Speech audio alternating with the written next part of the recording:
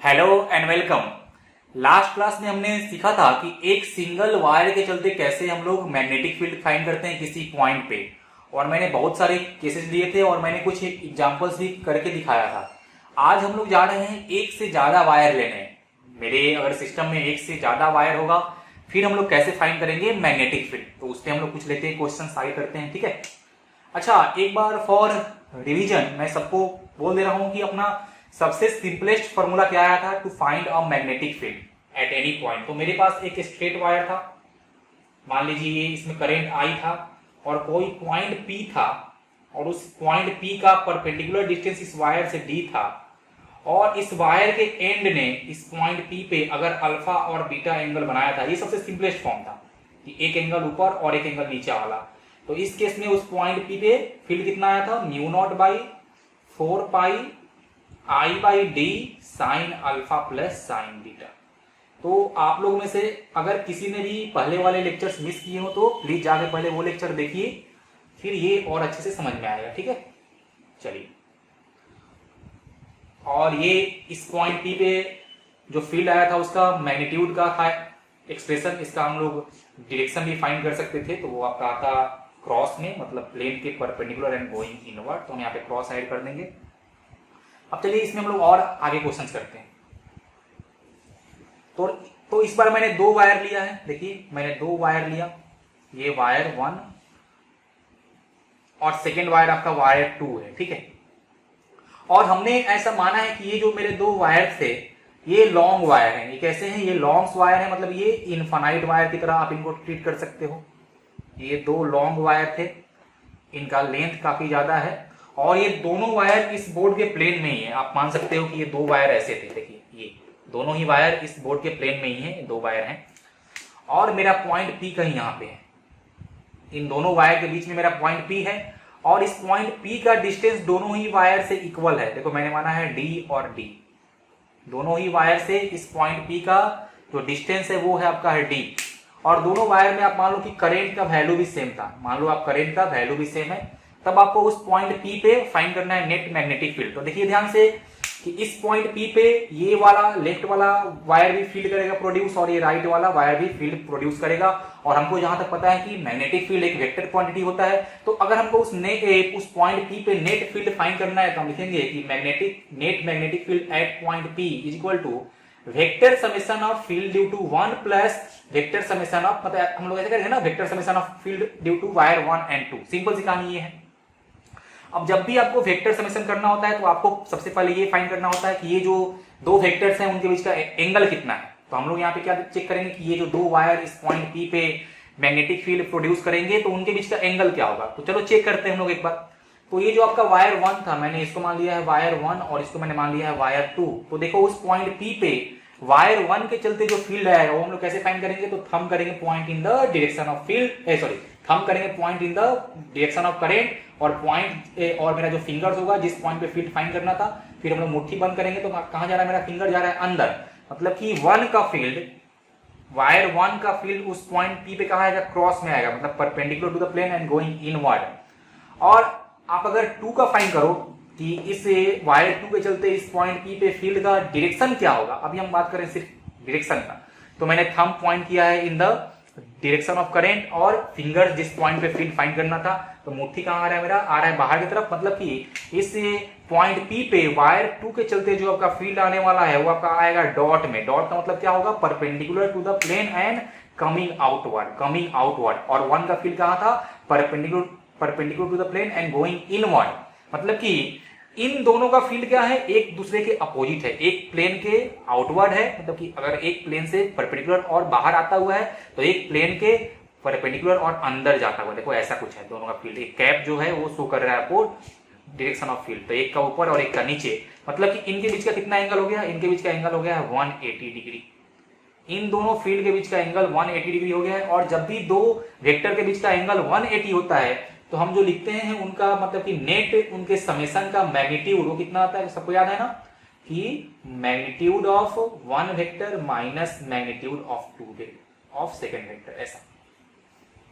कि अगर दो वेक्टर के बीच का एंगल 180 हो तो उनका समेशन हम लिखते हैं a माइनस बी। और ये b1 क्या है कि जिस फील्ड का वैल्यू ज्यादा है या जिस वेक्टर का मैग्नीट्यूड ज्यादा होता है उसको हम मानते हैं b1। ओके, तो ये तो हमने एंगल फाइंड कर लिया कि इनके बीच का एंगल 180 था, तो नेट फील्ड हम लोग फाइंड करेंगे उस पॉइंट P पे mod b1 minus mod b2 से। Very good. अब चेक करते हैं कि मॉड b1 और मॉड b2 का वैल्यू कितना आने वाला है। तो मॉड b1 का वैल्यू कितना आएगा, देखो तो ये मेरा वायर इनफाइनाइट वायर था और पॉइंट P का डिस्टेंस इससे d था। तो सबको अगर याद हो कि फॉर इनफाइनाइट वायर फॉर्मूला आया था mu naught by 4 pi 2y/d। तो ये आपका आ गया फील्ड ड्यू टू 1। सिमिलरली हम फाइंड करेंगे फील्ड ड्यू टू 2। तो देखो उसमें भी सेकेंड वायर में भी करंट सेम है, सेपरेशन सेम था, तो उसका भी आ जाएगा mu naught by 4 pi 2y/d ही आएगा। मतलब इन दोनों फील्ड का मैग्नीट्यूड सेम आ गया। तो दो फील्ड का इक्वल मैग्नीट्यूड अपोजिट डायरेक्शन, तो नेट फील्ड क्या आने वाला है, देखो नेट फील्ड जो आपका आएगा a माइनस बी या mod b1 minus mod b2 दोनों का वैल्यू इक्वल था, तो नेट आपका वैल्यू आने वाला है 0। नेट वैल्यू आपका आने वाला है क्या, 0। तो अब तुम लोग इसको याद कर लेना कि अगर दो वायर हैं और दोनों वायर सेम प्लेन में थे और दोनों वायर सेम प्लेन में थे और दोनों में इक्वल करंट था एंड दोनों में करंट का डायरेक्शन भी सेम था, तो फिर इन दोनों वायर के बीच में हमने एक पॉइंट लिया है और वो पॉइंट आपका मिड पॉइंट पे। आप ऐसे बोलो कि इन दोनों वायर को हमने एक लाइन से ज्वाइन किया है, तो ये जो पॉइंट P है वो मिड पॉइंट पे है, मतलब का कि दोनों वायर से इस पॉइंट P का डिस्टेंस भी सेम आएगा, तो फिर उस पॉइंट P पे नेट फील्ड आ जाएगा 0। सब लोग इसको जल्दी से कॉपी करो, फिर हम लोग और आगे बढ़ते हैं।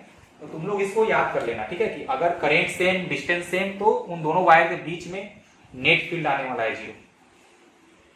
तुम लोग इसको कॉपी कर लो, फिर मैं इसमें थोड़ा सा करता हूं चेंज। मैं यहां लिखता हूं नेक्स्ट एग्जांपल। अगर मान लो कि इस पर मैंने फिर से लिया है दो वायर, दोनों लॉन्ग वायर थे, दोनों में इक्वल करंट था। मान लीजिए ये आपका दो wire long wire equal current, बस अंतर ये आया कि इस बार दोनों में करंट का डायरेक्शन सेम नहीं है, मैंने उल्टा कर दिया। देखो सबको यहाँ पे वो दिख रहा होगा एरो से, और यहाँ पे बीच में फिर से मैंने लिया है पॉइंट P और पॉइंट P का डिस्टेंस फिर से वही है, दोनों वायर से इक्वल है। अब सब लोग वीडियो को पॉज करो और फाइंड करो कि इस पॉइंट P पे नेट फील्ड कितना आने वाला है। सबने चेक किया क्या, कितना आया? तो इस बार आपका इस पॉइंट P पे नेट फील्ड 0 नहीं आएगा, ठीक है। चलिए चेक करते हैं कैसे। तो फिर से वही करेंगे कि net field at point P is equal to vector summation of field due to wire 1 plus vector summation of ये आपका फील्ड 2, यही ना, दोनों का वेक्टर समेशन। ओके, तो पहले चेक करते हैं कि इन दोनों फील्ड का कहां आने वाला है डायरेक्शन। तो फिर से जो मेरा दोनों वायर मैंने लिया है वो मैंने इस बोर्ड के प्लेन में लिया है। एक में करंट है आपका पॉजिटिव वाई में और एक में आपका करंट है नेगेटिव वाई में, ठीक है। अब देखते हैं कि इस पॉइंट P पे फील्ड का क्या आने वाला है डायरेक्शन। तो पहले वायर के चलते, पहले वाला मैंने माना है लेफ्ट साइड में, दूसरा मैंने माना है राइट साइड में। तो पहले का फील्ड, तो थंब एंड पॉइंट हमने मुट्ठी बंद किया, तो देखिए तो पहले का फील्ड आने वाला है क्रॉस में, पहले का फील्ड आने वाला है क्रॉस में। अब चेक करते हैं दूसरे का फील्ड। तो देखिए दूसरे के फील्ड के लिए thumb in the direction of current, तो पॉइंट किया और फिंगर जिस पॉइंट पे फील्ड फाइंड करना था, और मैंने ऐसे करके बाद मुट्ठी बंद किया। देखिए तो फिर से अंदर ही आ रहा है, मतलब कि इस बार इस वायर 2 का फील्ड का डायरेक्शन इस पॉइंट P पे वो भी आपका क्रॉस में ही आएगा, वो भी आपका क्रॉस में ही आएगा। मतलब इस बार दोनों फील्ड सेम डायरेक्शन में ही है, both fields are perpendicular to the plane and going inward. दोनों फील्ड इस बार सेम डायरेक्शन में हैं, तो इनके बीच का एंगल कितना आने वाला है, इनके बीच का एंगल आने वाला है 0 डिग्री। सब लोग इसको याद रखना, इनके बीच का एंगल आने वाला है 0 डिग्री। तो अगर दो वेक्टर के बीच का एंगल 0 डिग्री होता है तो उनके समेशन का जो मैग्नीट्यूड आता है, सिंपली आप दोनों वेक्टर के मैग्नीट्यूड को ऐड कर दो, a प्लस b। अगर आप लोग को वेक्टर समेशन का बेसिक रूल याद हो तो यहाँ पे हम सिंपल कर देंगे mod b1 plus mod b2। अब देखिए फिर से कि दोनों वायर में करंट सेम था और ये पॉइंट P दोनों वायर से सेम डिस्टेंस पे था, मतलब दोनों फील्ड का मैग्नीट्यूड सेम आने वाला है, इसमें कोई तकलीफ नहीं आएगा।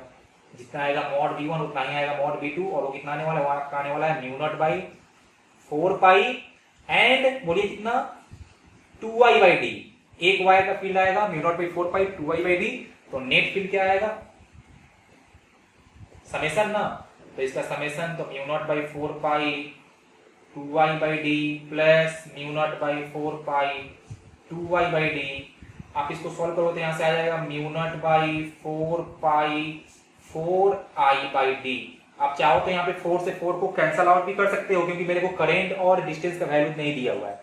जब करंट और डिस्टेंस का वैल्यू दिया रहेगा तो फिर मेरे को यहाँ पे करंट और डिस्टेंस पुट करना होता है, और उस केस में हम लोग μ0/4 पाई का वैल्यू एक साथ करते हैं, पुट 10⁻⁷, लेकिन यहाँ पे मेरे को करंट और डी नहीं पता है, तो हम लोग का जो आंसर रहेगा वो आई और डी के टर्म में ही रहेगा। तो इस बार आप 4 और 4 को कैंसिल आउट कर सकते हो, तो आपका आंसर आएगा μ0 देखो पाई आई बाई डी। आप लोग एक बार चेक कर लेना।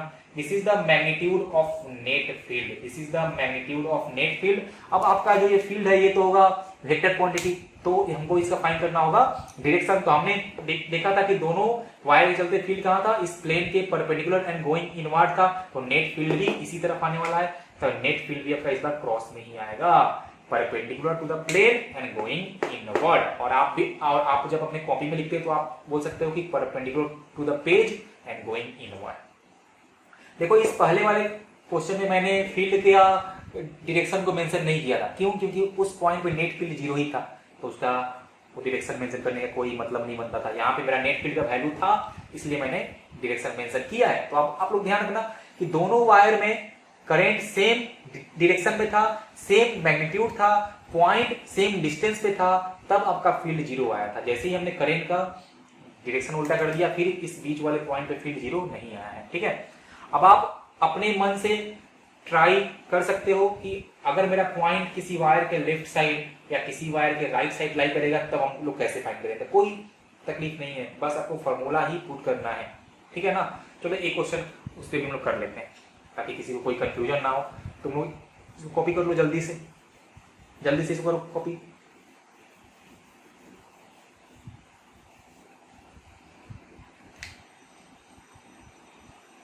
देखो मैंने नेक्स्ट क्वेश्चन लिया, ये मेरा वायर, इसमें करंट आई, आप चाहो तो करंट डिफरेंट भी ले सकते हो, उसमें कोई तकलीफ की बात नहीं है। तो आप करंट जैसे हम लेंगे डिफरेंट, फिर उस केस में आपका दोनों वायर के चलते फील्ड का वैल्यू आ जाएगा डिफरेंट। देखते हैं, तो इस बार मैंने करंट सेम लिया है, आप चाहो तो करंट डिफरेंट भी करके ले सकते हो, कोई तकलीफ नहीं होगी। मैंने वायर का फिर से लेंथ लिया है लॉन्ग। एक्चुअली में हम लोग जब लॉन्ग वायर लेते हैं ना, तो थोड़ा सा कैलकुलेशन हमारा आसान हो जाता है, इसलिए हम लोग यहाँ पे लॉन्ग वायर लेके कर रहे हैं, ठीक है, और कोई बात नहीं है। और इस बार जो पॉइंट P है वो आपका इस वायर 1 के लेफ्ट साइड में है, और मान लो कि यहां से इसका डिस्टेंस R था, और इन दोनों वायर के बीच का सेपरेशन कुछ ऐसा R है, ठीक है। और हमको उस पॉइंट P पे नेट फील्ड फाइंड करना है। फिर से वही कहानी, बेसिक तो वही होगा कि net field at point P is vector summation of 1 and 2। अब आप फाइंड कर लो कि इस 1 और 2 के बीच का एंगल कितना था। ओके, तो सबसे पहले हम लोग चेक करते हैं 1 के चलते फील्ड, तो thumb in the direction of current, fingers मैंने बंद किया, मुट्ठी बाहर की तरफ आ रहा है, मतलब B1 आपका आने वाला है बाहर की तरफ, B1 आपका आने वाला है बाहर की तरफ डॉट में, perpendicular to the plane and coming outward. अब देखते हैं B2 का डायरेक्शन। तो B2 करंट कहाँ था आपका, देखिए करंट है नीचे की तरफ, और फिंगर्स इस पॉइंट की तरफ मैंने बंद किया, मुट्ठी तो कहाँ आ रहा है, देखो आपका आएगा अंदर की तरफ। चलो चेक करो एक बार, तो मतलब कि ये आपका आने वाला है B2 आपका आने वाला है क्रॉस में। तो यहाँ पे क्या हुआ, फिर से इन दोनों फील्ड का डायरेक्शन हो गया है एक दूसरे के अपोजिट, मतलब यहाँ पे फील्ड के बीच का एंगल है 180 डिग्री। सब लोग ध्यान से देखो 180, B1 आ रहा है बाहर की तरफ, B2 जा रहा है अंदर की तरफ, तो 180। तो फिर से हम क्या लिखेंगे कि magnitude of net field equal to A minus B। अब हम A मानते हैं किसको, जिसका मैग्नीट्यूड ज्यादा आने वाला हो। तो देखो ध्यान से कि दोनों वायर में करंट सेम था, लेकिन पॉइंट P वायर 1 के करीब था, मतलब कि वायर 1 का फील्ड इस पॉइंट P पे ज्यादा आने वाला है। तो हम सिंपल लिखेंगे magnitude of B1 minus magnitude of B2। और इस बार आपका B1 और B2 सेम नहीं आएगा, क्योंकि इस पॉइंट P का सेपरेशन 1 और 2 से सेम नहीं है। समझ में आया ना, ये आपका वायर 2 था, तो इस बार B1 और B2 सेम नहीं आएगा, और B1 का वैल्यू B2 से ज्यादा है। तो जब आप A माइनस B करते हो, तो जिसका वैल्यू ज्यादा होता है नेट फील्ड उसी तरफ आता है। तो यहाँ पे हमने क्या लिखा कि वैल्यू ऑफ B1 इज ज्यादा than value of B2 and direction of B1 is perpendicular to the plane and coming outward. मतलब नेट फील्ड भी आपका कहाँ आएगा, perpendicular to the plane and coming outward. सब लोग इसको ध्यान रखना। चलो वेरी गुड। अब हम लोग फाइंड करते हैं वैल्यू ऑफ B1। तो वैल्यू ऑफ कितना आने वाला है B1, μ0/4 पाई इनफाइनाइट वायर था 2i, एंड बाई इस वायर 1 से इस पॉइंट P का परपेंडिकुलर डिस्टेंस, तो वो हमने लिया है R। देखिए वो हमने लिया है R, हो जाएगा ये आपका 2i and by R। Okay, ये आपका आ गया वैल्यू ऑफ मॉड B1। अब फाइंड करते हैं वैल्यू ऑफ मॉड B2। तो कितना आएगा देखिए mu naught by 4 pi current तो 2i एंड बाई इस वायर 2 से इस पॉइंट P का परपेंडिकुलर डिस्टेंस, तो देखिए वो इस पर आ जाएगा r प्लस r, तो आपका आ जाएगा 2r। अब बस आपको इसको यहाँ पे value of V1 and V2 put कर देना है। देखिए कुछ लोग को ये हो रहा होगा कि आपने यहाँ पे D क्यों नहीं लिया, इससे पहले वाले क्वेश्चन में आपने पॉइंट P का डिस्टेंस वायर से D लिया था, तो वो मेरा मन है, हम उसको R ले सकते हैं, हम उसको X लिख सकते हैं, हम उसको Y भी लिख सकते हैं, कुछ भी हम उसको लिख सकते हैं। तो जहां जहां पे D था वहां पे इस बार आपको R पुट करना होगा। ओके चलिए, तब इसका वैल्यू जब आप लोग पुट करोगे तो आ जाएगा mu naught by 4 pi 2i by r minus mu naught by 4 pi 2i by 2r। देखिए तो यहाँ से mu naught by 4 pi and 2i by r common था, और यहाँ से आपका हो जाएगा 1 माइनस 1 बाई 2। जब तुम लोग इसको सिंप्लीफाई करो तो यहाँ से आंसर आएगा म्यू नॉट बाई 4 पाई और 2i बाई r, और यहाँ से आ जाएगा 1 बाई 2, तो 2 से 2 कैंसिल आउट, तो आ जाएगा mu naught by 4 pi i by r। और नेट फील्ड कहाँ आएगा, perpendicular to the plane and coming outward. तुम लोग एक बार इसको चेक कर लेना, सब लोग एक बार कैलकुलेशन को चेक कर लो, मेथड यही होगा और आंसर आपका ये आने वाला है mu naught by 4 pi i by r and net field is perpendicular to the plane coming outward. Okay चलिए, तो ये सब बेसिक्स क्वेश्चन हुए। अब हम लोग थोड़ा सा और बढ़ते हैं आगे और कुछ देखते हैं क्वेश्चन।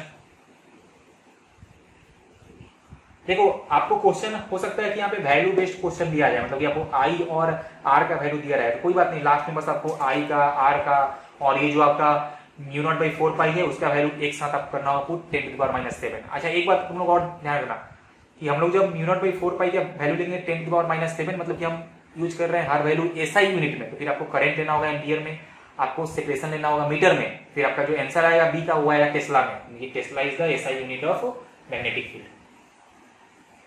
ओके चलो और देखते हैं क्वेश्चंस। सब लोग को आ रहा है समझ में ना?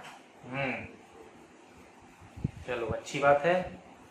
और देखते हैं कुछ क्वेश्चन, थोड़ा सा सोचने वाला, थोड़ा सा ऐसे तुम लोग को थोड़ा सा अपना यूज करना है पावर ऑफ इमेजिनेशन, फिर हर क्वेश्चन आसान हो जाएगा, हर मुश्किल आसान। देखिए नेक्स्ट एग्जांपल हम थोड़ा सा करते हैं चेंजेस। मैंने ये एक वायर लिया है जिसको मैंने शो किया है क्रॉस से, और ये रहा मेरा सेकेंड वायर, इसमें आपका करंट है I और दोनों ही वायर मेरा लॉन्ग है। देखिए ये मेरा वायर, आप मान लो इसको वायर 2 और ये आपका है वायर 1। ये क्रॉस का मतलब क्या हुआ बोलिए, what is the meaning of cross? कि जो मेरा वायर है वो इस प्लेन के परपेंडिकुलर है, मेरा जो वायर है वो इस प्लेन के परपेंडिकुलर है, और क्रॉस साइन शो कर रहा है कि करंट इसमें अंदर की तरफ जा रहा है, ऐसे ऐसे जा रहा होगा, अंदर की तरफ जा रहा होगा। समझ में आया ना? तो ये वायर 1 है और ये वायर 2 है। देखिए ये रहा आपका वायर 1 और ये रहा आपका वायर 2, एक इस प्लेन के परपेंडिकुलर है और दूसरा वायर इस बोर्ड के प्लेन में है। सबको समझ में आ गया ना? Very good. और ये जो आपका हमने वायर 1 लिया है वो भी आपका लॉन्ग वायर है, ये भी आपका लॉन्ग वायर ही है, both wire are long wire, तो कोई तकलीफ की बात नहीं है। चलिए, और मेरे पास एक पॉइंट है, कोई पॉइंट P यहाँ पे है, और उस पॉइंट P का सेपरेशन दोनों वायर से ही मैंने मान लिया है D, दोनों ही वायर से मैंने सेपरेशन माना है D। तो आपको इस बार बताना है फिर से कि उस पॉइंट P पे नेट फील्ड कितना आने वाला है। कोई बात नहीं, हम लोग क्या लिखेंगे कि net field at point P is vector summation of 1 and 2, तो B1 प्लस B2। फिर से सबसे पहले हम लोग फाइंड करेंगे इस 1 और 2 के बीच का डायरेक्शन, कि उस पॉइंट पे कितना आने वाला है, उनके बीच का एंगल A और B नहीं, आपका field due to wire 1 and field due to wire 2, उनके बीच का एंगल क्या है। चलिए चेक करते हैं।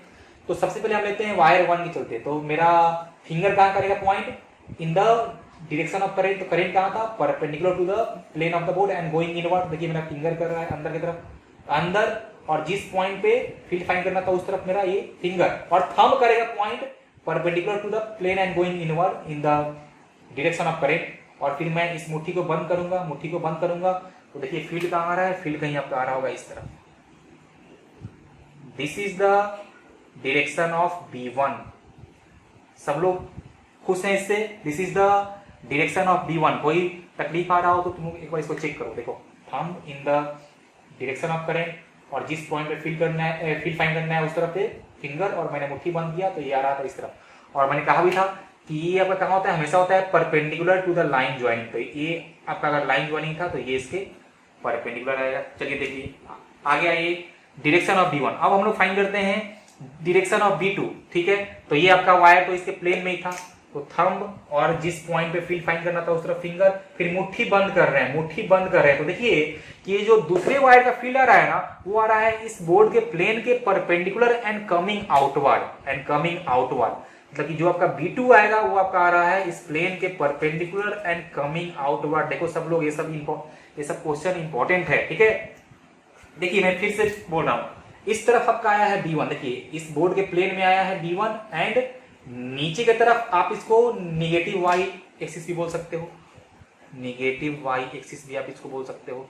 और जो आपका फील्ड 2 आया है वो इस बोर्ड के प्लेन के परपेंडिकुलर एंड कमिंग आउटवर्ड। देखिए ये कैप, तो ये आपका हो गया दो फील्ड का डायरेक्शन। अब बताओ इनके बीच का कितना एंगल है, what is the angle between these two field, very good 90 degree. तो यहां पे इन दोनों फील्ड के बीच का एंगल सर आने वाला है 90 डिग्री।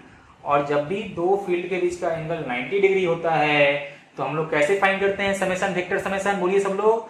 तो square root of A square plus B square से, मतलब कि यहाँ पे नेट फील्ड का जो मैग्नीट्यूड आने वाला है वो आपका आएगा square root of magnitude of field 1 का होल स्क्वायर प्लस B2 का कुछ ऐसा होल स्क्वायर।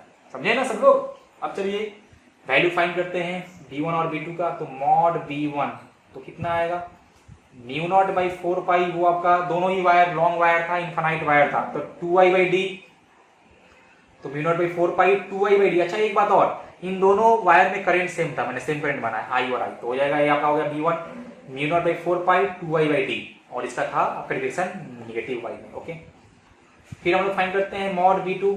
तो देखिए आपका मॉड B2 भी इतना ही आने वाला है, mu naught by 4 pi 2i by d ही, दोनों फील्ड का वैल्यू सेम आएगा सर। ओके, ये देखिए ये आपका था वायर 1 है ना, ये आपका वायर 1 था और ये था पॉइंट P, तो यही होगा D is the perpendicular distance. ये था आपका वायर 2 और ये पॉइंट देखिए, तो ये फिर से D is the perpendicular distance, उसमें कोई तकलीफ की बात नहीं है। तो दोनों फील्ड का मैग्नीट्यूड सेम आ गया है, कोई बात नहीं सर। तो हमको फाइंड करना था नेट फील्ड का मैग्नीट्यूड, तो बोलिए कितना आएगा। तो square root of this and this, तो अगर दोनों का वैल्यू सेम ही है तो इनको जब आप स्क्वायर रूट करोगे B1 और B2 का होल स्क्वायर, मतलब mu naught by 4 pi 2i by D का whole square plus mu naught by 4 pi 2i by D का होल स्क्वायर, तो देखना जो तुम्हारा आंसर आएगा वो आएगा √2 times of mu naught by 4 pi 2i by D. अब यहाँ पे हमको i और d का वैल्यू नहीं दिया हुआ है, तो आप इसको ये जो मतलब जो यहाँ पे सिंप्लीफाई हो रहा है आप उसको सिंप्लीफाई भी कर सकते हो। तो उसके बाद आपका आने वाला है म्यू नॉट बाई पाई, सब लोग एक बार चेक करो, mu naught by pi i and by √2d, ये आपका आएगा नेट फील्ड का वैल्यू। उस पॉइंट P पे जो नेट फील्ड का वैल्यू आएगा वो आपका ये आएगा। अब सवाल उठता है कि इसका क्या आने वाला है डायरेक्शन। तो देखो ध्यान से वेक्टर समेशन से, तो एक मेरा आपका फील्ड था इस तरफ, देखिए ये आपका एक तरफ जो आपका वेक्टर है, एक वेक्टर आपका इस तरफ है और दूसरा वेक्टर आपका इस तरफ है, देखिए ध्यान से। तो from parallelogram law of vector addition आपका जो फील्ड आएगा वो देखिए ये थर्ड मार्कर, ये जो थर्ड मार्कर शो कर रहा है ये आपका शो कर रहा है डायरेक्शन ऑफ नेट फील्ड। देखिए ये आपका है ना डायगोनल, ये कि ये दोनों जो वेक्टर हैं एक अगर पैरेललोग्राम का एडजेसेंट साइड शो कर रहे हैं तो इनका जो डायगोनल होगा वो देगा इनका वेक्टर समेशन। देखिए तो नेट फील्ड आपका आने वाला है इस तरह, और दोनों का वैल्यू सेम था, दोनों फील्ड का मैग्नीट्यूड सेम था, इसलिए जो एंगल होगा वो उन दोनों से इक्वल बनेगा। तो इन दोनों के बीच का एंगल 90 था, मतलब ये जो नेट फील्ड आएगा वो आपका वो किसी एक वेक्टर से 45 डिग्री एंगल बना रहा। देखिए यहाँ पे किसी एक वेक्टर से, चलो ठीक है कोई बात नहीं, किसी एक वेक्टर से 45 डिग्री एंगल बना रहा। तो यहाँ बोलेंगे कि मेकिंग एंगल थीटा बराबर 45 degree with each vector, this is the direction of net field. उम्मीद करते हैं कि सबको अच्छे से समझ में आ रहा होगा। चलो अच्छी बात है, इसको सब लोग कॉपी कर लो और हम लोग क्वेश्चन करते हैं, थोड़ा सा और अच्छे अच्छे क्वेश्चन पे हम लोग आगे बढ़ेंगे जल्दी जल्दी।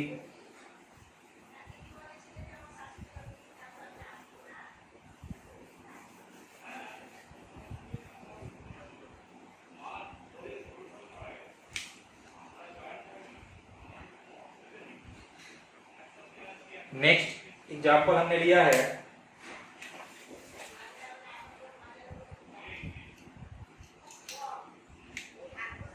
दो वायर, एक डॉट से शो किया मैंने, एक क्रॉस से शो किया है।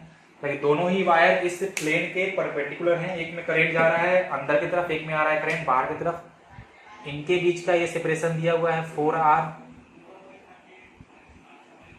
हमको सॉरी इनके बीच का सेपरेशन 5r है, आप इसको 5r ले लो।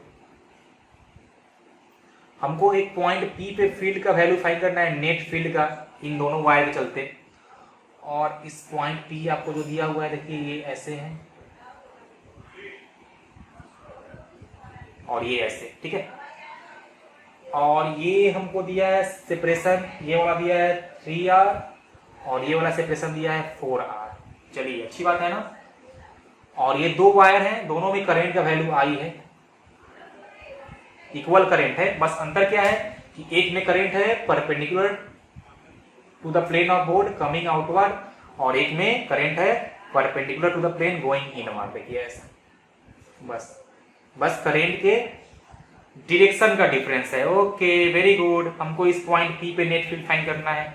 तो वैल्यू फाइंड करने से पहले हम लोग देखते हैं भाई कि इन दोनों फील्ड के बीच का डायरेक्शन क्या आने वाला है, क्योंकि हमको नेट फील्ड फाइंड करना होगा तो हमको वेक्टर समेशन करना होगा।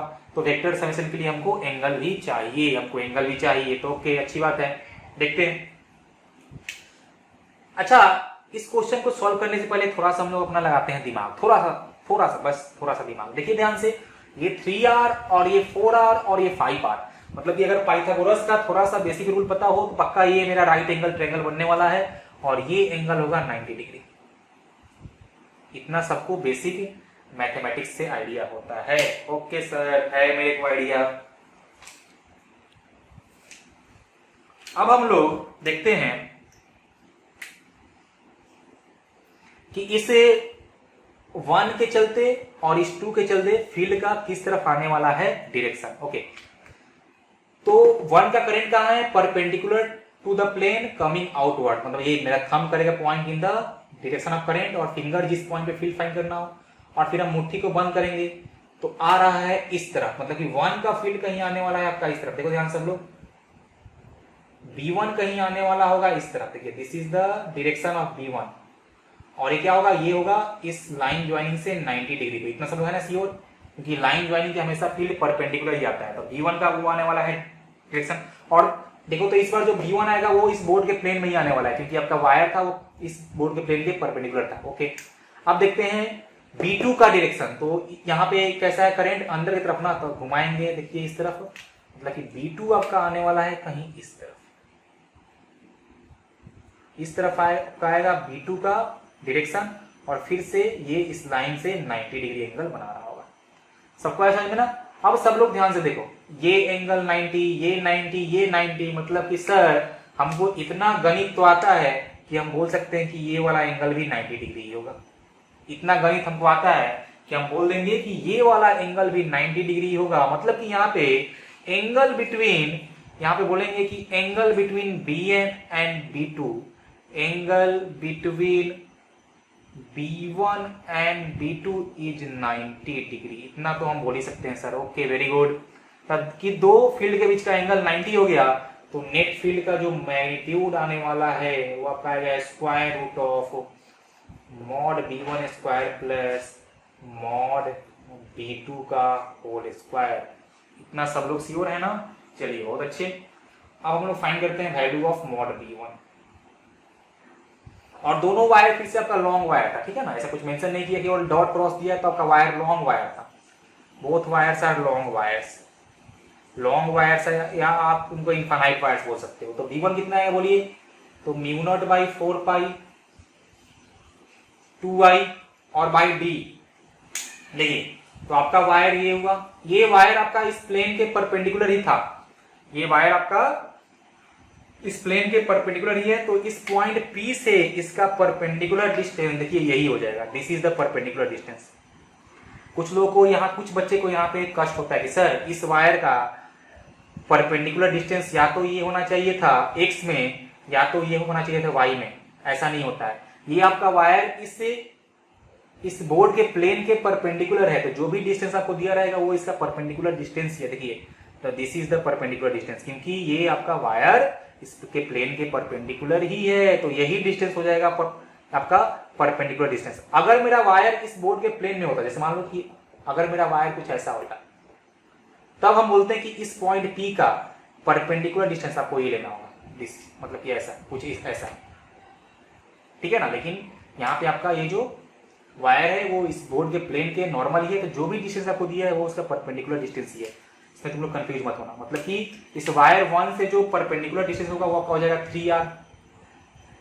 ओके, हमने पहले फाइंड करके रखा है डायरेक्शन, अब फाइंड करते हैं वैल्यू ऑफ V2।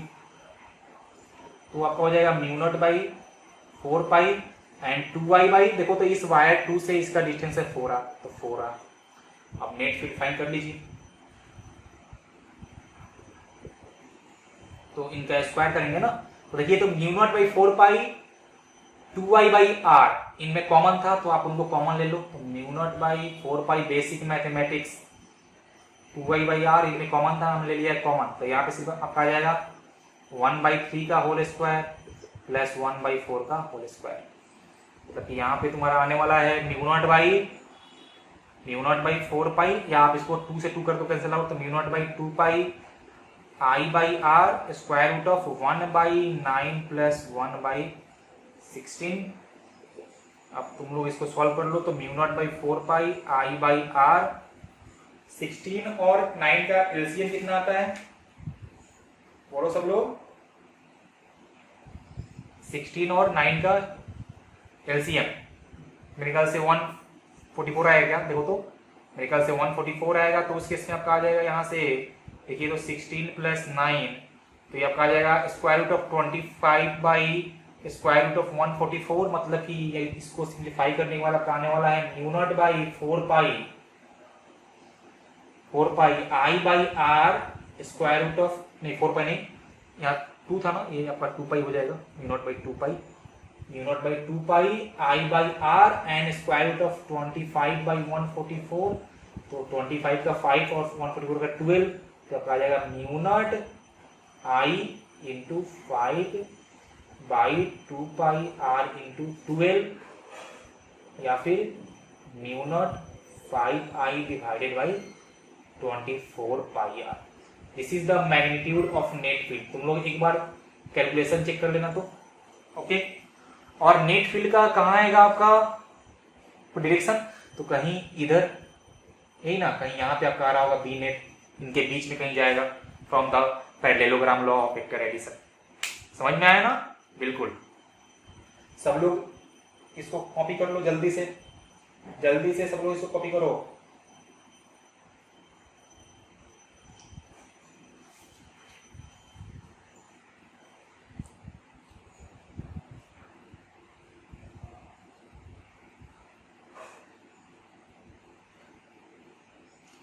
चलिए अब हम लोग करते हैं नेक्स्ट क्वेश्चन। सब लोग को ये सब हुआ ना कंसेप्ट क्लियर, कैसे करना है अपने को बेसिक क्वेश्चंस। चलो नेक्स्ट क्वेश्चन पे आते हैं।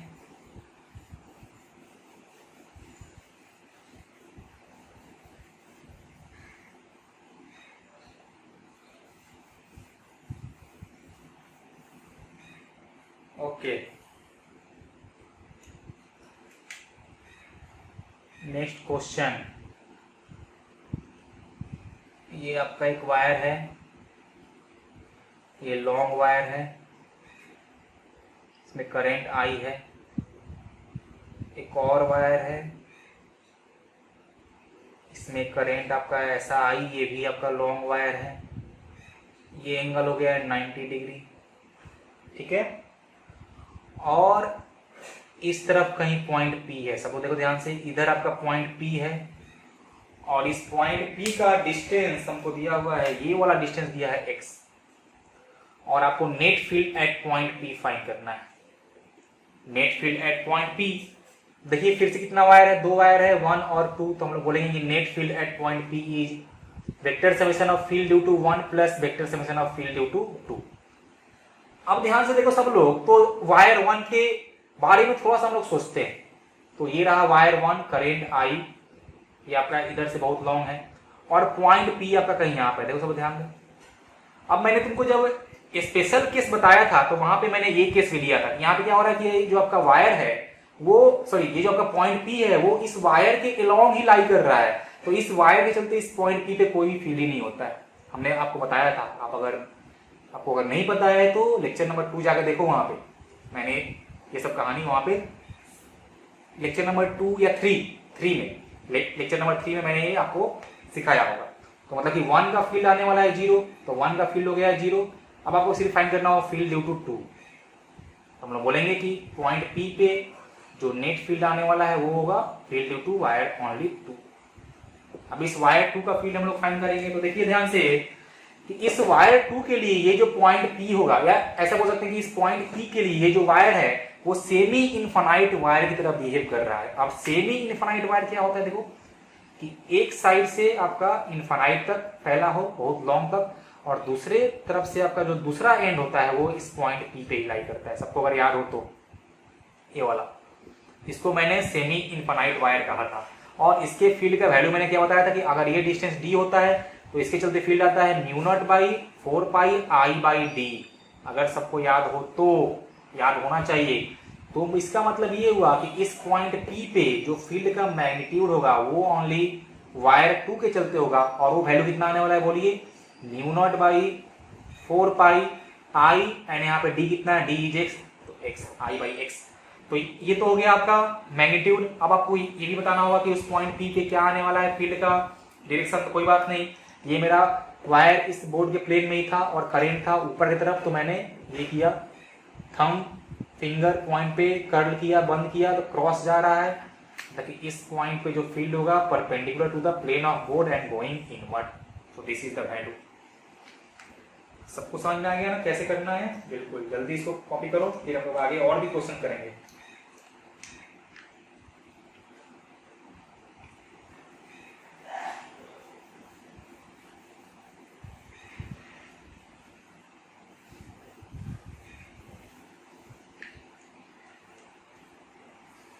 चलिए और भी क्वेश्चन करते हैं हम लोग,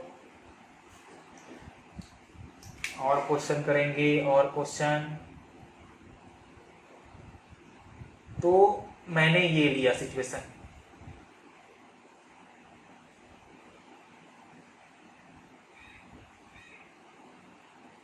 ये करंट आपका ऐसे आ रहा है, डायरेक्शन ऑफ करंट। ये दो आपका लॉन्ग वायर्स थे ऐसे, ये आपके दो लॉन्ग वायर हैं, ये लॉन्ग वायर है, ठीक है, सब लोग इसको याद रखना। और ये जो आपका है वो एक फाइनाइट वायर है, ये लॉन्ग वायर नहीं है। और हमको क्वेश्चन में ये एक पॉइंट पी है, यहाँ पे पॉइंट पी है, और उसका ये वाला दिया है डिस्टेंस डी, और ये वाला मेरा डिस्टेंस यहाँ से डी है, ये वाला यहाँ से डी है। ये सब हमको क्वेश्चंस में दिया हुआ है। आपको फाइंड करना है net magnetic field at point P.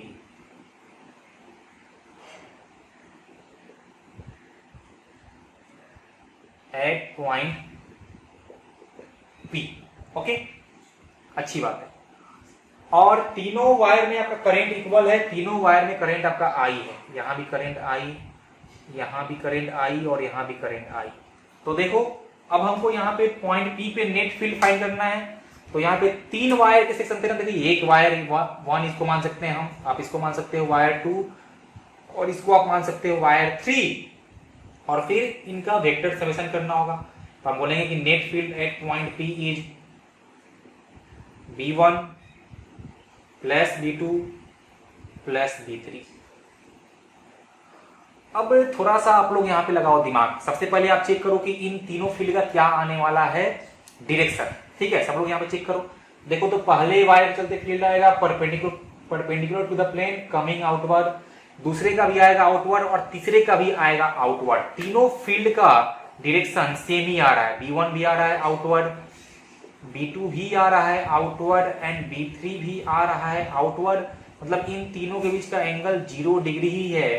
तो उस केस में हम लोग जो नेट फील्ड का मैग्नीट्यूड बोलेंगे वो हम सिंपल बोलेंगे कि mod B1 plus mod B2 plus mod B3। इसको मैंने 1 माना है, इसको मैंने 2 माना है, इसको मैंने 3 माना है, बोलो सब लोग, ये है ना क्लियर? Okay sir. अब बस हमको B1 B2 और B3 का वैल्यू फाइंड करना है, तो कैसे करें कैसे करें? अब तुम लोग अगर थोड़ा सा अपना दिमाग लगाओ तो ध्यान से देखो कि इस 1 के लिए और 3 के लिए, इस 1 के लिए और 3 के लिए ये पॉइंट P कैसा है? आइडेंटिकल है। जितना इस 1 का फील्ड आएगा उतना ही इस 3 का भी फील्ड आने वाला है। क्या आप लोग इस बात से सहमत हो? अगर सहमत नहीं हो तो एक बार वीडियो को पॉज करो और सोचो, फिर तुम लोग सहमत हो जाओगे। तो जितना 1 का फील्ड आएगा उतना ही 3 का फील्ड आएगा, तो क्यों ना हम लोग एक बार ही इनका वैल्यू फाइंड करते हैं। ओके सर, अच्छी बात है। देखिए तो ये पॉइंट P रहा, तो इस 1 के लिए जो फील्ड आएगा वही आएगा 3 के लिए। तो चलिए पर हम लोग इसको फाइंड कर लेते हैं 1 के चलते, तो वही हो जाएगा 3 चलते। तो 1 के लिए फाइंड करने के लिए पहले तो मैंने यहाँ पे इसका लिखा perpendicular distance of point P from this wire 1, तो वो आपका हो जाएगा D। सब लोग देखो ध्यान से, वो आपका हो जाएगा D, क्योंकि ये डिस्टेंस मेरे को D दिया था। ओके सर, अच्छी बात है। और इसके ऊपर इस परपेंडिकुलर लाइन, इसको आप मान लो O, तो इस परपेंडिकुलर लाइन OP के ऊपर आपका वायर क्या है? इनफाइनाइट तक फैला हुआ है। मतलब कि आपका जो ये ऊपर वाला एंगल है अल्फा, वो हो जाएगा 90 डिग्री। अब आपको फाइंड करना होगा कि नीचे वाला इसका जो एंड है उसने कितना एंगल बनाया है इस OP से, मतलब कि आपको ये बीटा फाइंड करना होगा, वैल्यू ऑफ बीटा। सब लोग देखो यहाँ से, आपको ये वैल्यू ऑफ बीटा फाइंड करना होगा। ओके सर, फाइंड कर लेंगे। अब वैल्यू ऑफ बीटा के लिए देखिए, तो ये आपका डिस्टेंस है D, ये आपका डिस्टेंस है D, और ये वाला एंगल आपका 90 है, मतलब ये राइट एंगल ट्रायंगल फॉर्म कर रहा है, और इसका ये D है, ये D है, तो पक्का ये भी D होगा, मतलब ये एंगल पक्का आने वाला है 45 डिग्री। ये जो वैल्यू ऑफ बीटा आपका आने वाला है वो आने वाला है 45 डिग्री। बेसिक गणित। ओके, तो अब हम लोग यहाँ पे फाइंड कर लेंगे मॉड V1 मॉड V3 दोनों इक्वल है, कितना आएगा? Mu naught by 4 pi, current था I, डिस्टेंस था D, और अल्फा हो गया 90, तो साइन 90 प्लस साइन बीटा ना, और बीटा कितना है? 45, तो साइन 45 डिग्री। बस हो गया। अब सब लोग इसको सॉल्व करो, तो ये आपका हो जाएगा mu naught by 4 pi I by D 1 plus 1 by √2। ये आपका आ गया है मॉड V1 या मॉड V3, जो भी है आपका इतना आएगा। This is also mod V3। अब सब लोग फाइंड कर लो मॉड V2। अब सब लोग फाइंड कर लो मॉड V2। ओके सर, तो अब हम लोग फाइंड करेंगे मॉड V2। मतलब कि ये जो आपका वायर था ऐसा हॉरिजॉन्टल वायर, देखिए ये वाला वायर, इसके चलते फील्ड फाइंड करना है। तो ये तो मेरा फाइनाइट वायर ही है, तो इसके लिए पहले एंगल फाइंड कर लेते हैं कि इसका एंड कितना एंगल बना रहा हो। देखिए ये आप अगर मान लेते हो कुछ इसके लिए अल्फा, तो ये हो जाएगा इसके लिए बीटा। आप लोग ध्यान से देखो, तो ये अल्फा और बीटा दोनों ही 45 डिग्री आएगा। तो ध्यान से देखो कि फॉर वायर टू अल्फा और बीटा दोनों ही 45 डिग्री आने वाला है सर। तो इसके लिए फील्ड आने वाला है mu naught by 4 pi I by D sine 45 plus sine 45, तो mu naught by 4 pi I by D 1 by √2 plus 1 by √2, तो 2 बाई √2। तो आप इसको लिख सकते हो mu naught by 4 by √2 I by D। तो ये आपका आ गया है मॉड V2। अब नेट फील्ड फाइंड करना था, तो net field at point P, तो B1 mod B1 plus mod B3, तो दोनों का सेम था, तो बस इसमें तुम 2 से कर दो मल्टीप्लाई, तो हो जाएगा mu naught by 4 pi 2I by D 1 plus 1 by √2 and plus mod V2, तो आपका हो जाएगा mu naught by 4 pi √2I by D। This is the answer, this is the answer. और नेट फील्ड कहाँ आने वाला था? Perpendicular to the plane and coming outward ना, तो यहाँ पे आप डॉट लगा दो, तो this is the net field. सबको आएगा समझ में? वेरी गुड, बहुत अच्छी बात है। सब लोग इसको एक बार देख लो, कॉपी कर लो, फिर मैं इसको मिटाता हूँ।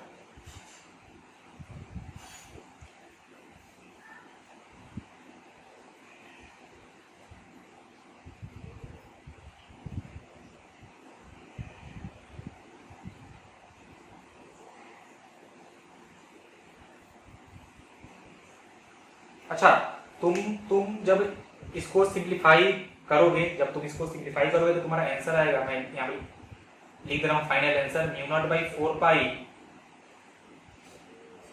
नहीं, म्यू नॉट बाई 2 पाई लिखो, mu naught by 2 pi D I और यहाँ पे आपका आ जाएगा √2+1। एक बार सब लोग इसको चेक करना, तो यही आंसर आना चाहिए मॉड मतलब नेट फील्ड का वैल्यू। सब लोग इसको एक बार चेक कर लेना बस।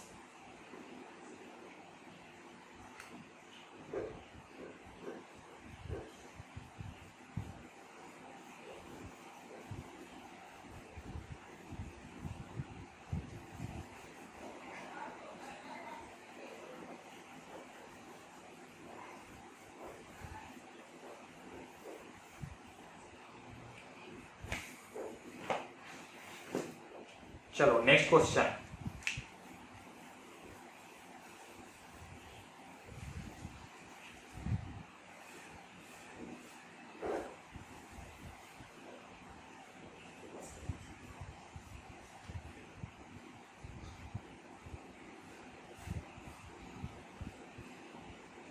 ये मेरे पास एक स्क्वायर शेप का ऐसा लूप है, ये आपका स्क्वायर है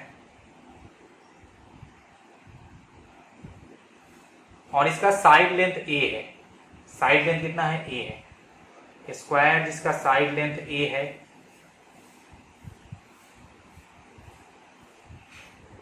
और करेंट इसमें I फ्लो कर रहा है, हर एक साइड में आपका करेंट I है।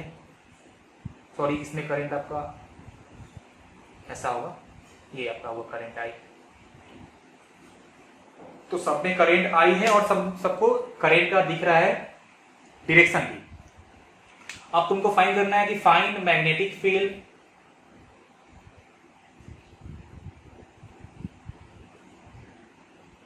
Eight the centre of A square. तुमको इस स्क्वायर के सेंटर पे मैग्नेटिक फील्ड फाइंड करना है। तो स्क्वायर का सेंटर कहां आएगा? Point of intersection of diagonals. ये तो सबको पता होना चाहिए sir, point of intersection of diagonal. तब ये आने वाला है आपका इस स्क्वायर का centre, point P. Okay sir, हमको इस पॉइंट पी पे नेट फील्ड फाइंड करना है। अब देखिए, तो इस पॉइंट पी पे आपको नेट फील्ड फाइंड करना है, तो इस चारों वायर के चलते आपको फील्ड फाइंड करना पड़ेगा। इस चारों वायर के चलते फील्ड फाइंड करना पड़ेगा। और इसका अगर साइड लेंथ ए था, तो अगर मैं इसको देखता हूं पहले वायर के चलते, तो इसको आप मान लो वायर 1, इसको आप मान लो वायर 2, इसको आप मान लो वायर 3, इसको आप मान लो वायर 4।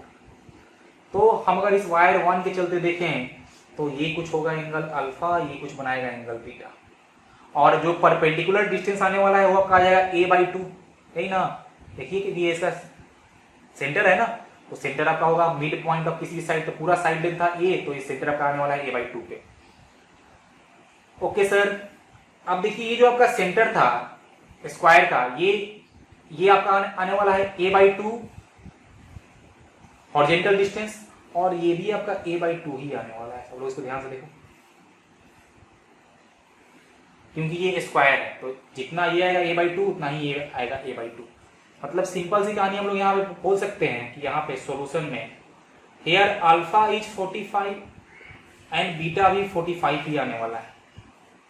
जितना अल्फा आएगा उतना ही आएगा बीटा, और वो दोनों आने वाला है 45 डिग्री। तो देखिए ये आपका राइट एंगल, दो राइट एंगल ट्रायंगल बन रहा है, और जितना ये लेंथ है उतना ही ये लेंथ है, उतना ही ये लेंथ है।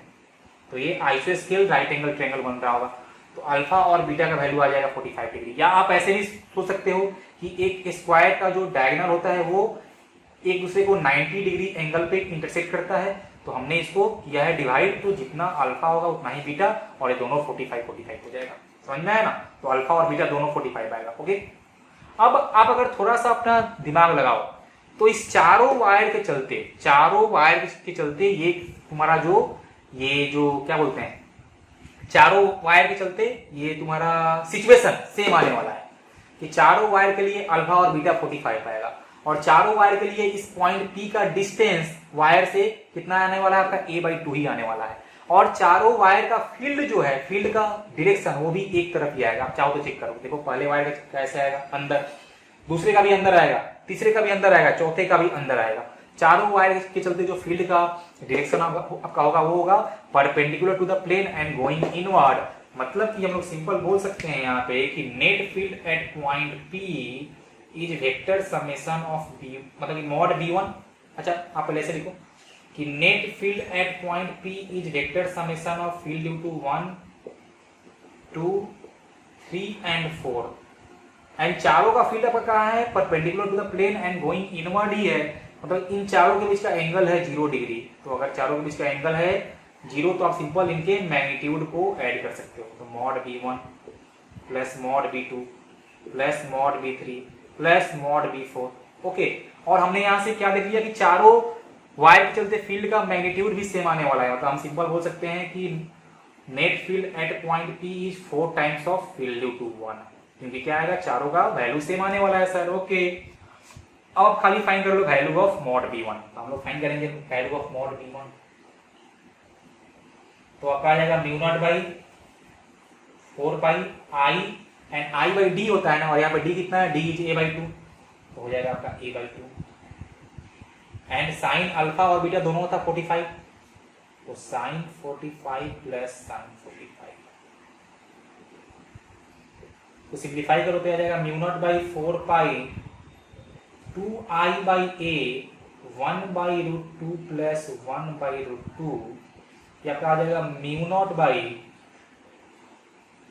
2 pi i by A 2 by root 2, या यहां से आपका आ जाएगा mu naught i by 2 root 2a। देखो तो सब लोग एक बार इसको चेक करो तो क्या सबका वैल्यू ऐसा आ रहा है क्या, देखो एक बार सब लोग इसको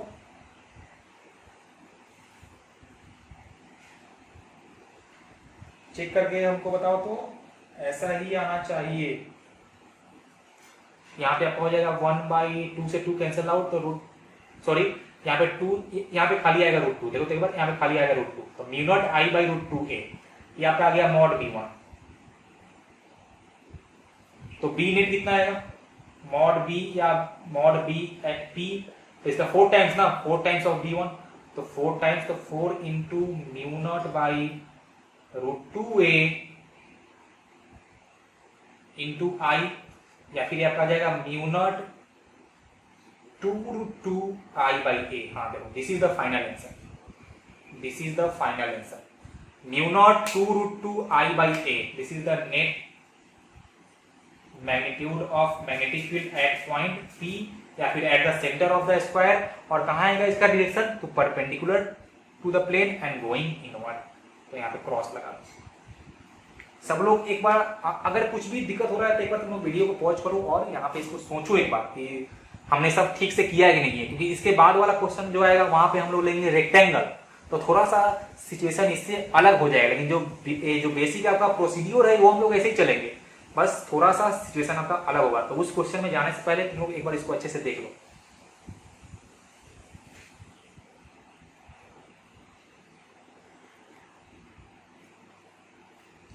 चलो अब हम लोग करते हैं नेक्स्ट क्वेश्चन, और नेक्स्ट क्वेश्चन में हमने लिया है एक रेक्टेंगल। थोड़ा सा सिचुएशन चेंज हो जाएगा। क्या होगा सबको पता है ना कि अब इस बार चारों साइड का लेंथ सेम नहीं आने वाला है, दो पैरेलल साइड का लेंथ सेम होगा। ओके, तो चलिए मैंने इसको मान लिया है A, और ये वाला साइड लेंथ मैंने मान लिया है B, और करेंट फिर से चारों आपका जो साइड था उसमें सेम करेंट मैंने माना है I और I। ओके, और फिर से वही सवाल है कि find magnetic field at the centre, eight the centre of rectangle. ठीक है, करेंट सब में I है। ठीक है, तो चलिए इसका पहले सेंटर बनाते हैं हम लोग, point of intersection of diagonal. अब एक बात सबको यहां पे ध्यान रखना होगा कि इस बार स्क्वायर का जो होता है ना डायगोनल, वो एक दूसरे को 90 डिग्री पे इंटरसेक्ट नहीं करता है। मतलब इस बार जो आपका अल्फा और बीटा का वैल्यू 45 नहीं आने वाला है, 45। ठीक है, तो वही एक बस दिक्कत है यहाँ पे, और वही आपको इस बार फाइंड करना होगा। कोई बात नहीं, चलो शुरू करते हैं। ये रहा मेरा पॉइंट P। ओके सर, ये रहा वायर से परपेंडिकुलर डिस्टेंस। चलो इसको मानते हैं वायर 1, इसको मानते हैं वायर 2, इसको मानते हैं वायर 3, और इसको मानते हैं वायर 4। देखो तो वायर 1 के लिए जो परपेंडिकुलर डिस्टेंस आने वाला है वो आपका आ जाएगा A बाई 2। कितना आएगा, A बाई 2। इसमें किसी को कोई भी तकलीफ नहीं है। A by 2 is the perpendicular distance for wire 1। अब तुम लोग ध्यान से देखो कि अगर वायर 1 के लिए परपेंडिकुलर डिस्टेंस a/2 आया है, तो इस वायर 2 के लिए देखिए ये रहा अपना वायर 2, इसके लिए इस बार परपेंडिकुलर डिस्टेंस आने वाला है b/2। इसके लिए कितना आएगा b/2। मतलब हम इस बार ये श्योर हो गए हैं कि इस चारों वायर के चलते इस बार मैग्नेटिक फील्ड का वैल्यू सेम नहीं आएगा, क्योंकि इस बार देखो तो वायर 1 के लिए जो आपका हो गया है डिस्टेंस a/2 और 2 के लिए हो गया है b/2, तो परपेंडिकुलर डिस्टेंस ही चेंज कर गया। लेकिन हम एक बात श्योर है कि जितना होगा फील्ड ड्यू टू वायर 2 उतना ही होगा फील्ड ड्यू टू वायर 4, क्योंकि जैसा सिचुएशन 2 के लिए बनेगा वैसा ही सिचुएशन 4 के लिए बनेगा, जैसा सिचुएशन 1 के लिए बनेगा वैसा ही बनेगा सिचुएशन 3 के लिए। मतलब इस बार चारों का सेम तो नहीं होगा फील्ड का वैल्यू, लेकिन जितना 1 का होगा उतना 3 का, जितना 2 का उतना ही 4 का। और एक बात हम लोग और श्योर है कि फिर से इन चारों वायर चलते जो इस पॉइंट P पे फील्ड का डायरेक्शन आने वाला है वो सेम आएगा। कहाँ आएगा? Perpendicular to the plane going inward. तो चारों का फील्ड आपका आने वाला है B1, B2, B3, B4, चारों आने वाला है क्रॉस में। मतलब कि हम फिर से लिखेंगे कि net magnetic field at point P is vector summation of 1, 2, 3 and 4, और सबके बीच का एंगल 0 था, मतलब कि हम लोग बस इनके मैग्नीट्यूड को ऐड करने वाले हैं। तो mod B1 plus mod B2 plus mod B3 plus mod B4। और हमने एक बात और देखा कि जितना आने वाला है मॉड B1 उतना ही आपका आने वाला है मॉड B3, एंड जितना आपका आने वाला है मॉड B2 उतना ही आपका आने वाला है मॉड B4। मतलब कि हम लोग एक बात और बोल सकते हैं कि magnitude of net magnetic field at point P is 2 times of mod B1 plus 2 times of mod B2। बोलो, ऐसा बोल सकते हैं ना? हाँ सर, बिल्कुल बोल सकते हैं। अब बस आपको मॉड B1 और मॉड B2 फाइंड कर लेना है। चलिए सर फाइंड करते हैं। तो फाइंड करते हैं mod B1 field due to wire 1, तो क्या होगा? μ0 by 4 pi I, and D कितना आने वाला है? a/2, तो a/2। अब ये देखिए, ये वाला एंगल हो जाएगा अल्फा और ये वाला एंगल हो जाएगा बीटा, तो sine alpha plus sine beta. अब आपको साइन अल्फा और साइन बीटा का वैल्यू फाइंड करना होगा। स्क्वायर वाले केस में अल्फा बीटा 45 हो गया था, यहाँ पे वो 45 नहीं होगा, क्योंकि आपका रेक्टेंगल का डायगोनल एक दूसरे को 90 पे इंटरसेक्ट नहीं करता है। तो आपको फाइंड करना होगा। कोई बात नहीं सर, हम लोग फाइंड कर लेंगे, हम लोग बहुत ही तेज हैं।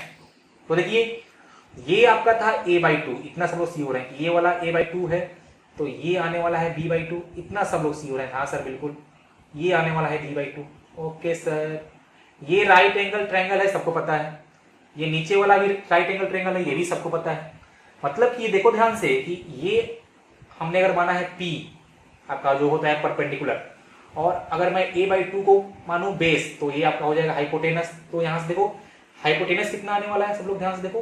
तो आपका जो यहाँ पे हाइपोटेनस आएगा उस राइट एंगल ट्रायंगल का, वो आपका आने वाला है a/2 का होल स्क्वायर प्लस b/2 का होल स्क्वायर। जब तुम इसको सॉल्व करोगे देखना ये तुम्हारा आ जाएगा square root of a square plus b square by 2। तो इस ट्रायंगल का हाइपोटेनस आ गया है, हमको मिल गया। हमको इसका p पता है, मतलब हम लोग वहां पे लिख सकते हैं कि वैल्यू ऑफ साइन अल्फा, देखो सब ध्यान से, राइट एंगल ट्रायंगल ऊपर वाले में, तो sine alpha equal to b/2 divided by, तो ये आपका हो गया p, और एज कितना है hypotenuse? Square root of a square plus b square by 2। Basic गणित, 2 से 2 कैंसल आउट, तो b by square root of a square plus b square. ये आ गया value of sine alpha. Similarly देखो तो तुम साइन बीटा नीचे वाले ट्रायंगल में, सब लोग ध्यान से देखो, तो साइन बीटा का वैल्यू भी आपका इतना ही आएगा। देखो तो आएगा क्या साइन बीटा का? हाँ बिल्कुल, साइन बीटा का वैल्यू भी उतना ही आने वाला है। देखिए फॉर साइन बीटा ये आपका हो जाएगा परपेंडिकुलर, तो वो भी आपका b/2 ही है, और ये आपका हो जाएगा हाइपोटेनस। तो फिर से देखिए आपका वैल्यू ए बी आपका, सॉरी यहाँ भी आपका जो आएगा वैल्यू ऑफ हाइपोटेनस वो आपका square root of a square plus b square by 2 आएगा। बस सिंपल सी कहानी है कि जितना आने वाला है साइन अल्फा उतना ही आने वाला है साइन बीटा। तो साइन बीटा भी आपका आ जाएगा b square root of A square plus B square. सब लोग वीडियो को पॉज करो और एक बार चेक करो, अगर कुछ भी कंफ्यूजन हो रहा है सब लोग इसको चेक करो। तो हमको साइन अल्फा और साइन बीटा का वैल्यू मिल गया, कोई बात नहीं है, बस यहाँ पे करो पुट। तो देखो ध्यान से, यहाँ पे थोड़ा सा स्पेस कम हो रहा है मेरे लिए। तो हम जब इसका वैल्यू पुट करेंगे यहाँ पे, देखिए यहाँ से, तो आपका आने वाला है म्यू नॉट बाई 4 पाई, ये 2 जाएगा ऊपर, तो 2i बाई ए, और जितना साइन अल्फा आया है उतना ही साइन बीटा आया है, तो मतलब हम बोल सकते हैं sine alpha plus sine beta is 2 times of B divided by square root of A square plus B square.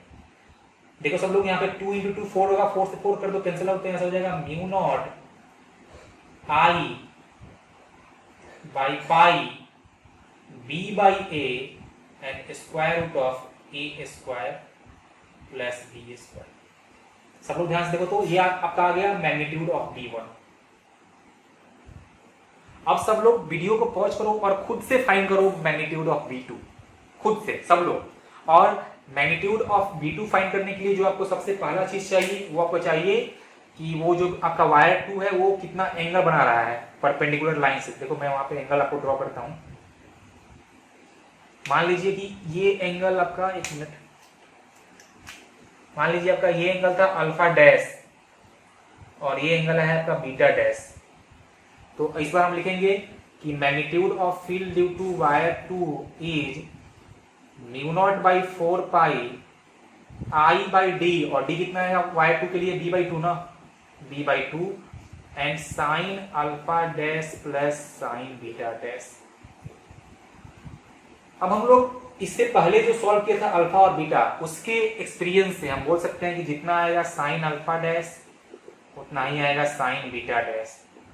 और हम लोग कुछ और बोल सकते हैं, देखिए कि साइन अल्फा आपका आया था B by square root of A square plus B square, तो इस बार आपका साइन अल्फा डैश और साइन बीटा डैश आने वाला है A by square root of A square plus B square. ये मैं आप लोगों पे छोड़ दे रहा हूँ कि आप लोग इसको समझ गए हो और इतना गणित आपको आता है कि आप इसको सॉल्व कर सकते हो, फिर मेरा टाइम वेस्ट हो जाएगा। ठीक है, तो साइन अल्फा डैश और साइन बीटा डैश इस बार आपका आने वाला है A by square root of A square plus B square. अब चलो फिर से इसका वैल्यू हम करेंगे पुट।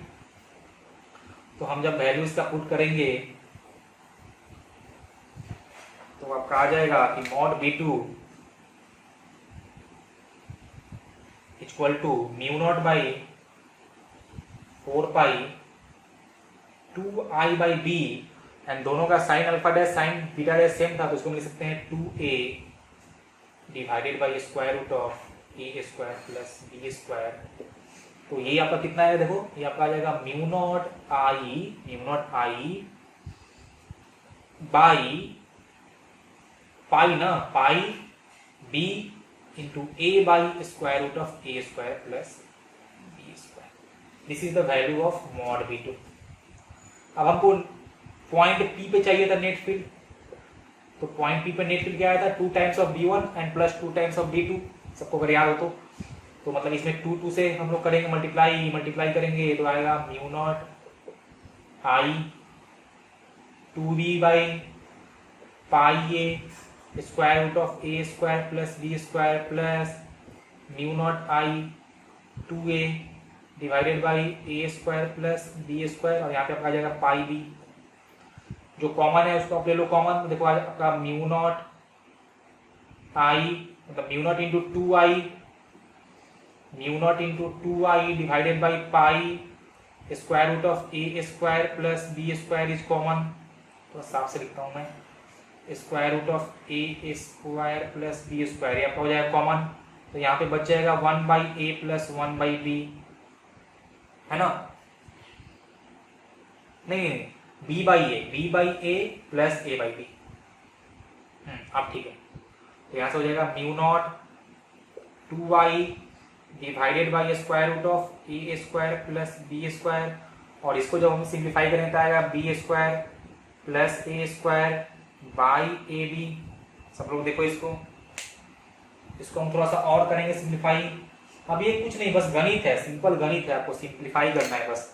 तो आ जाएगा net field at point P is equal to देखिए तो ऊपर में है B square plus A square और नीचे में square root of A square plus B square, तो स्क्वायर रूट वाला टर्म करेंगे कैंसिल, यहाँ से बचेगा mu naught 2i square root of A square plus B square divided by pi A B.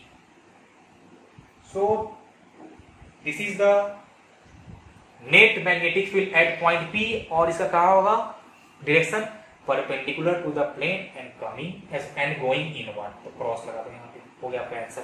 This is the final answer. I hope कि सबको अच्छे से समझ में आया होगा। बेसिक गणित है भाई, बेसिक गणित।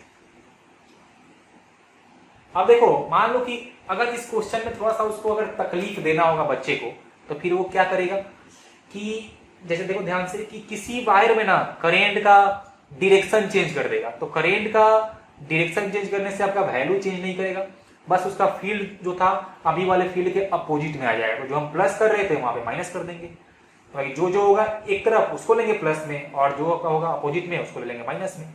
सिंपल सा गणित है, वो तुम लोग क्वेश्चन करोगे प्रैक्टिस तो तुम लोग से हो जाएगा। फिलहाल आप लोग इसको कॉपी करो, तुम लोग नेक्स्ट टाइप के क्वेश्चन पे जाते हैं जल्दी से।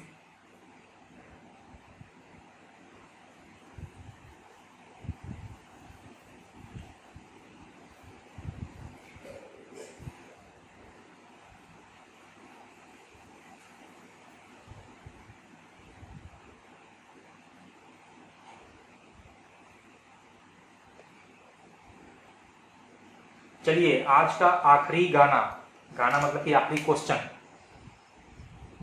मेरे पास एक इक्विलैटरल ट्रायंगल है, मेरे पास एक, ये सब काफी फेमस क्वेश्चन है, ये स्क्वायर वाला, रेक्टेंगल वाला, इक्विलैटरल ट्रायंगल वाला। मेरे पास एक इक्विलैटरल ट्रायंगल है और मान लीजिए इसका साइड लेंथ कुछ ए रहा होगा, साइड लेंथ ए, करेंट तीनों ही साइड में सेम है, आई आई और आई, ठीक है ना। ये आपका इक्विलैटरल ट्रायंगल है। ओके सर, क्वेश्चन है कि find magnetic field at the centroid, find magnetic field at the centroid of triangle.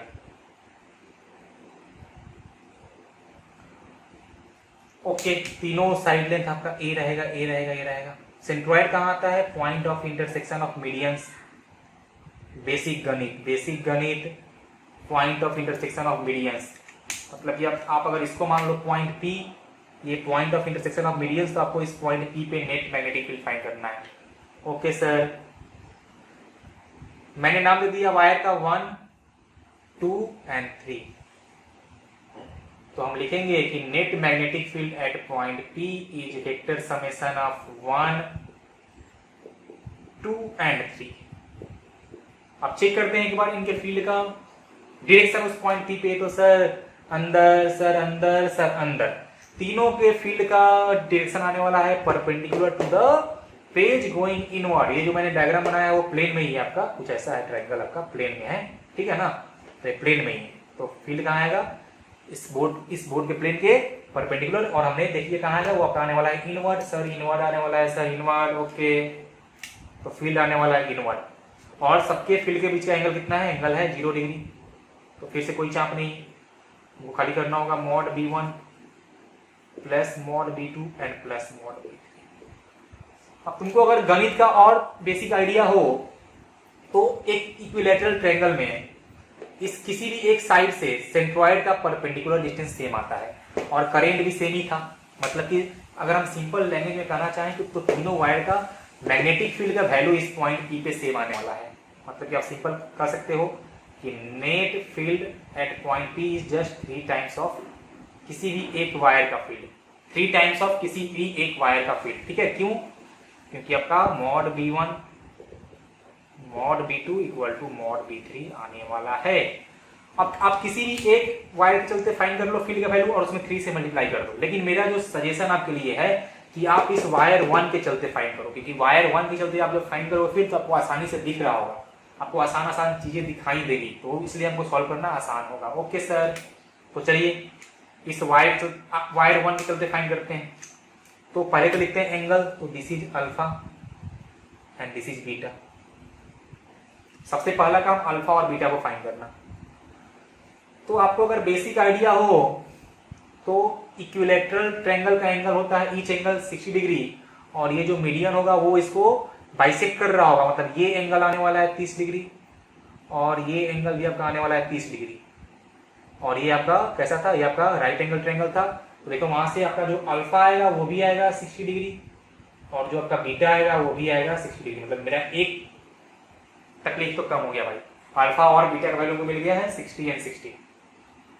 किसी को कोई तकलीफ, जल्दी बोलो, नहीं ना, चलो अच्छी बात है। अब हम लोग को अल्फा बीटा मिल गया। अब लिखते हैं कि magnitude of B1 equal to कितना होगा, तो म्यू नॉट बाई 4 पाई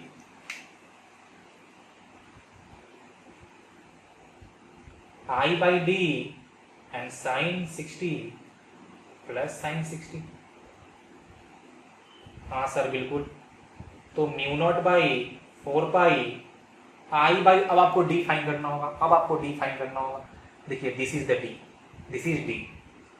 अब तुम लोग को अगर थोड़ा सा फिर से गणित का तुमको चाहिए नॉलेज कि ये जो सेंट्रॉइड होता है ये इस मीडियन को 2:1 के रेशियो में डिवाइड करता है, मतलब कि आपको अगर यहाँ पे परपेंडिकुलर डिस्टेंस D फाइंड करना है तो वो आपको मिलने वाला है कितना, बोलिए 2:1 में करता है ना, तो 2:1 में करता है तो आपका हो जाएगा ये 1/3 इंटू आपका ये जो लेंथ फाइंड कर लो इसका, ये जो परपेंडिकुलर का लेंथ है तो आपका आने वाला है square root of A square minus A square by 4, तो आपका आने वाला है √3a/2।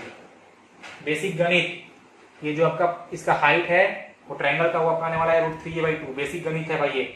तो ये आपका हो जाएगा जो d आएगा वो आएगा 1/3 into √3a/2।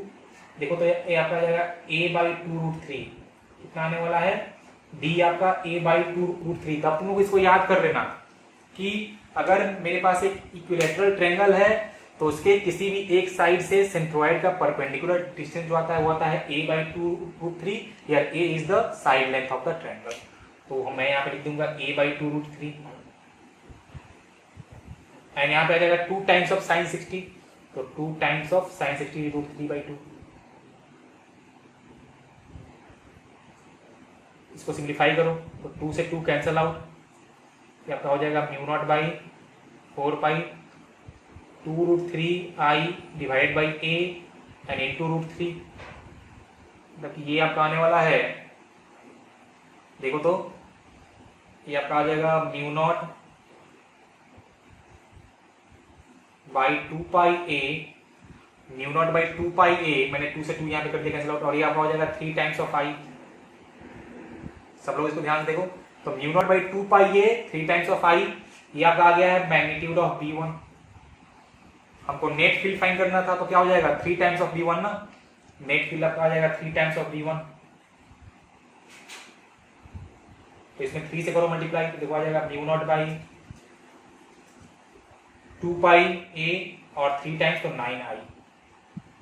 This is the magnitude of net field, this is the magnitude of net field at the centroid of the equilateral triangle. और इस फील्ड का कहां आने वाला है direction, perpendicular to the plane going inward.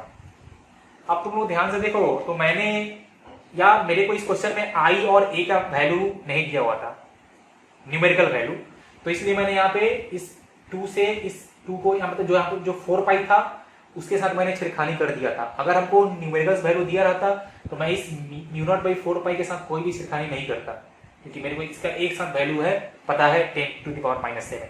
समझ में आया ना, ओके। तो जब आपको अगर यहाँ पे i और a का वैल्यू दिया रहता और तब आपको वैल्यू फाइंड करना होता फील्ड का, तब आप करते क्या कि इस म्यू नॉट बाई 4 पाई को आप एक साथ छोड़ देते, बस यहाँ पे i और a का वैल्यू करते पुट और फिर उसको सिंप्लीफाई करते, और जो आपका ये था म्यू नॉट बाई 4 पाई उसका हम वैल्यू करते 10⁻⁷। समझ में आया ना। अब मैं एक दो क्वेश्चन आपको देता हूं होमवर्क के लिए जो कि वैल्यू बेस्ड है, एक आपका होगा स्क्वायर वाले पे और एक आपका होगा ट्रायंगल वाले पे। तो अब आपको फॉर्मूला यहाँ पे देखो सिंपल सा, आप इसमें भी 3 कर देना मल्टीप्लाई, तो आपको नेट फील्ड मिल जाएगा जो हमने यहाँ पे किया था। तो अब तुमको फॉर्मूला पता है, बस उसमें वैल्यू पुट करना है, ठीक है। तो मैं क्वेश्चन देता हूँ होमवर्क के लिए।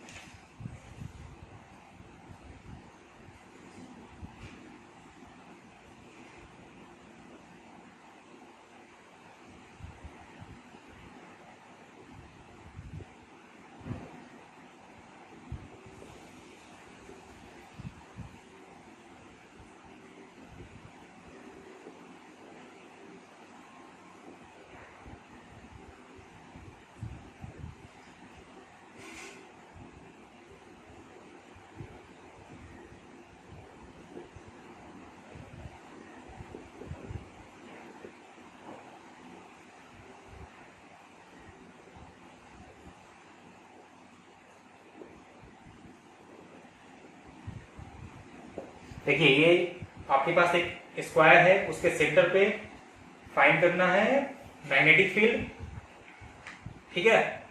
इसका साइड लेंथ है 10 सेंटीमीटर और इसमें करंट है 10 एम्पियर। मेरा एक सजेशन ये है कि साइड लेंथ आपको दिया है सेंटीमीटर में, तो आप इसको मीटर में चेंज करना, ठीक है, क्योंकि आपको यूज करना है एसआई में। मैं इसका आंसर लिख दे रहा हूं। Magnetic field at the centre of square आने वाला है 2.83 इंटू 10⁻⁻5 टेस्ला। तो सब लोग इसको सॉल्व करना, ठीक है। Okay, next question. Next question में हमारे पास एक इक्विलेटरल ट्रायंगल रहेगा।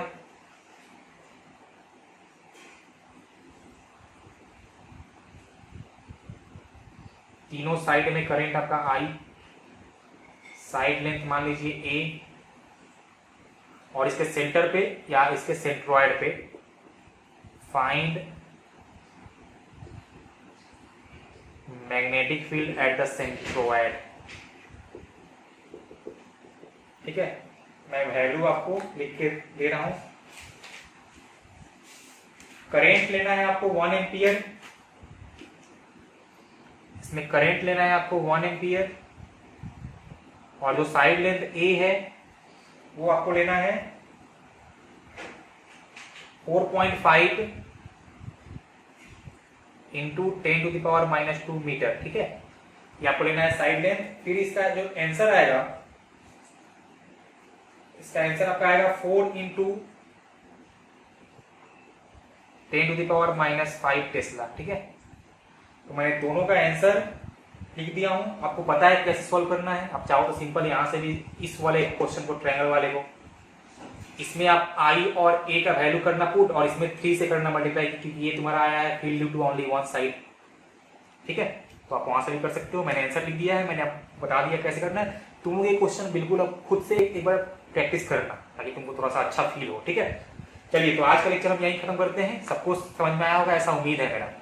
डाउट हो तो मेरे से बिल्कुल ही पूछना। तो हम लोग मिलते हैं नेक्स्ट लेक्चर में, जहां पे अब हम लोग फाइंड करेंगे magnetic field due to a circular coil.